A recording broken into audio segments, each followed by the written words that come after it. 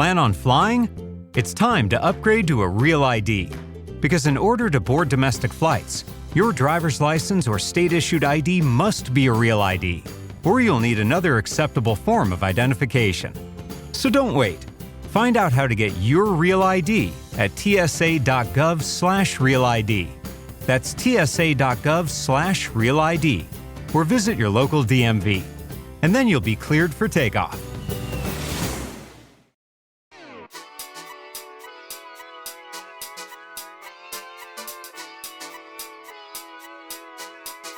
What's the craziest thing you've ever seen in a workplace? The craziest, like in what way? It could be whatever it can feel that. It can be like the dumbest thing you've ever seen somebody do. It could be like the stupidest thing. It could be somebody screaming down the hallway. It could be somebody quitting in like a rage. I've seen a lot of dumb things because I worked in a prison. That's a good question.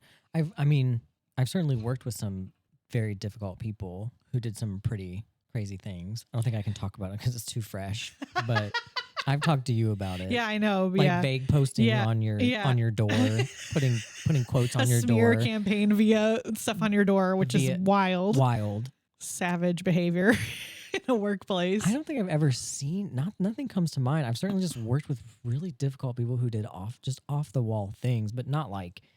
Right. Nothing. Oh, well, I did one time at my previous job many moons ago.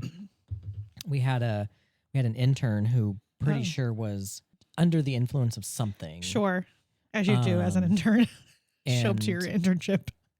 It was so bizarre because at first she was just kind of off, but she was kind of nice and seemed really passionate. And, but then like one day I got a complaint about her that in a session she was like crying with the client and basically, and I was like, well, so that like the person was asking me, they were like, is that normal for your therapist to cry? And I said, some people, like it could be therapeutic. It could. I said, let me ask you, did it feel therapeutic? And they were like, no.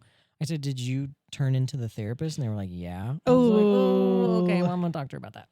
And then she left a bunch of files in a common, like, in the lobby of the, I don't want to say where it was, of the place that I worked. And someone found them, and we're talking like PHI. Like like PHI, you can't, like behind files, two locks. like notes. You have to be behind two locks. Yeah. And when I asked, I just took them and waited for her to do something to like, to come to me and be like, I left all these files. I'm so sorry, I forgot. Right. Never came to me and said a word. So finally, I had to be like, oh my God. You left files, right? And she was like, no, I didn't. I was like, then where are they?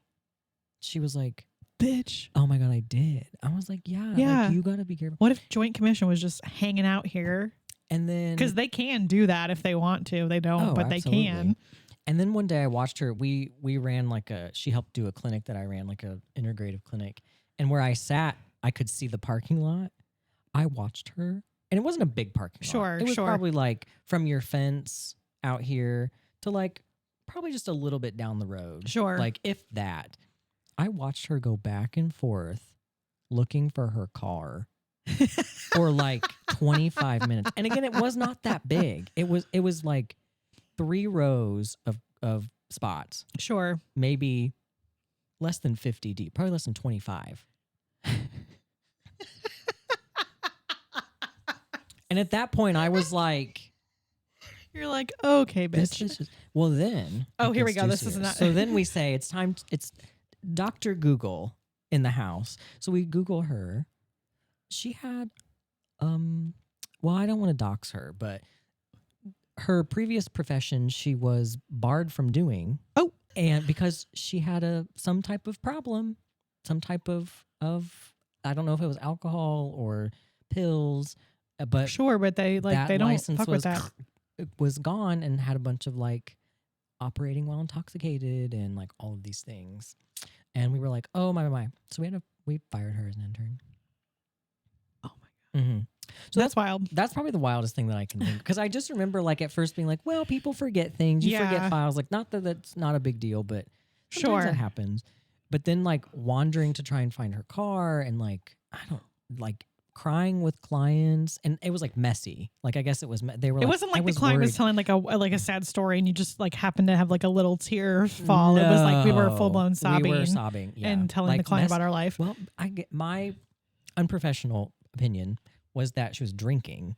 Probably. And so she was overly emotional, and it was like, when you drink too much, you get Sure. emotional. It was that. Sure. So, Oh, I love that. God bless her. I hope she's doing so well.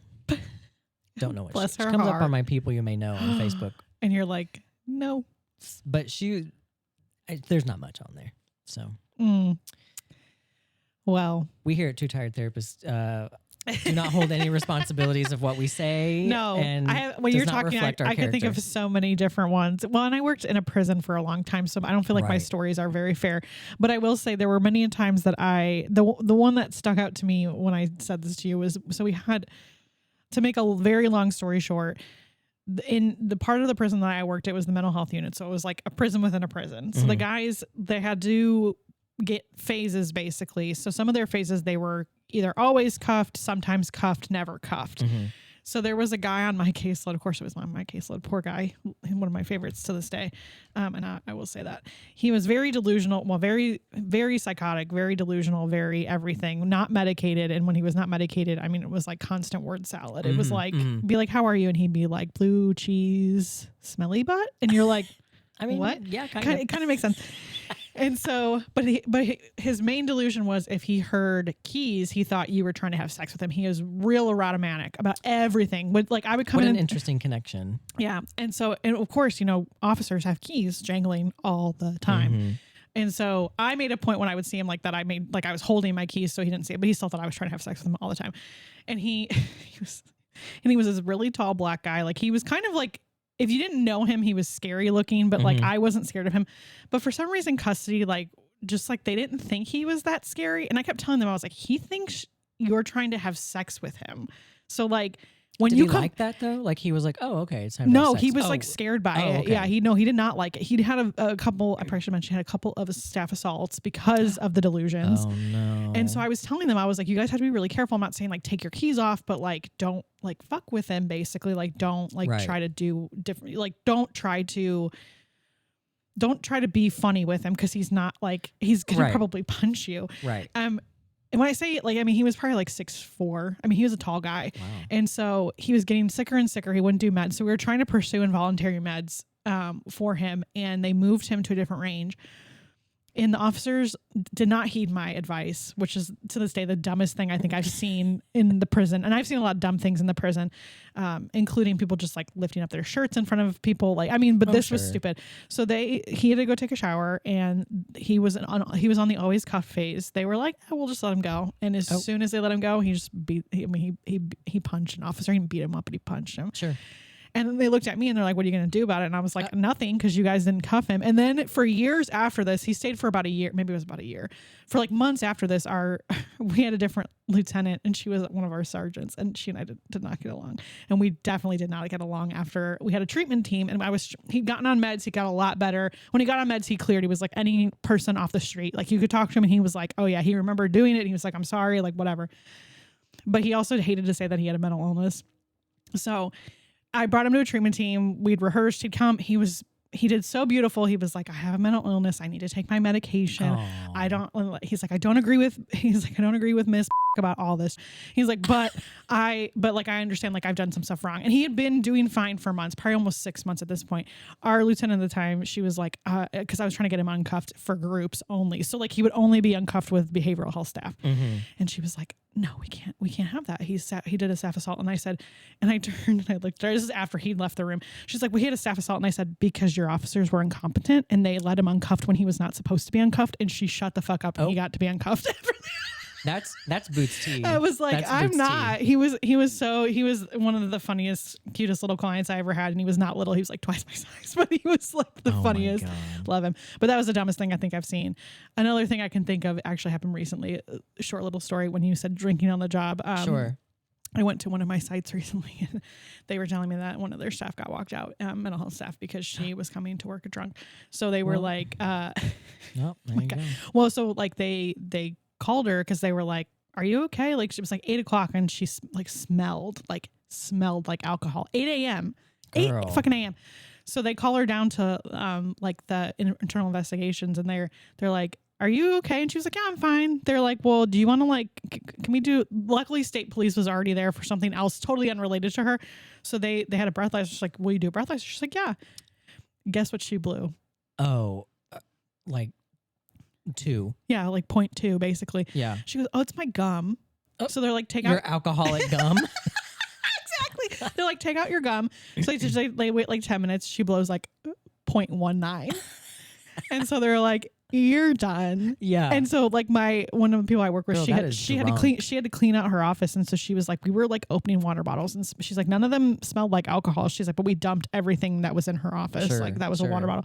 So then they're like, they don't want to let her drive home, obviously, because Right, she yeah, drove. well, yeah, She'd you driven can't. to Right. work that morning, driven herself to Sure. work. Sure. Probably She did it every could- day. She couldn't find her car in the parking lot. Oh.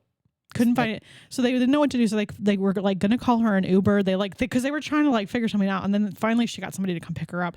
And but she literally didn't know her car Was was she in the just lot. like cool as a cucumber through yeah, the whole thing? Yeah, I asked. I was like, was she like freaking out? Was she yelling? They're like, no, she was She totally was probably fine. like, well, knew this day would come. Well, and she was got. like the newest hire. Like she had only been there for like 6 months. Like she probably red flag. I think she'd been fired at her last job. It kind of made it seem like she wasn't. I remember meeting her when she interviewed, and she seemed fine. But yeah, and then I found out later this was not the first time they were looking at her for drinking on the job, and I was like, bloop. I just, I mean, I don't know. I couldn't drink and do my job. There'd be No. way. It'd be so clear too. You would know. I wouldn't be able to hide it. No, I don't know how. Like, well, I guess Like- that's to like people who drink I know. at a high level I for guess. so often because it's like very functional for them. I don't know. I just Yeah. couldn't do it. No, because like someone would be coming in and talking about their husband. I'd be like, dump him. You just got to get rid of him. Like I would be like, Yeah, I think it would be yeah. very clear what's happening. Yeah, I think I would also be like sitting in the chair, like after like 4 clients, I'd be like sleeping. I'd be like, all right. You've like painted eyes Yeah. on your eyelids, and you're like, yeah. Yeah, that's crazy.